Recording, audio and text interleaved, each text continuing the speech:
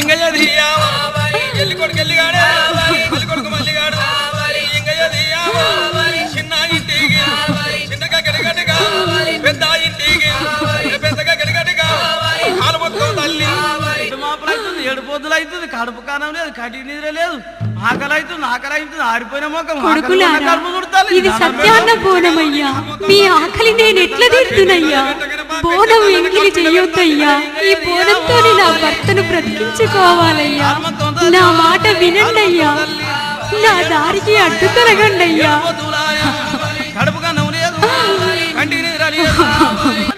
అయ్యో నేనేమంట చెప్పుదయ్యా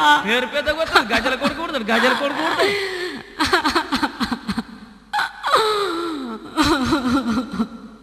సాగు బతుకులున్న నా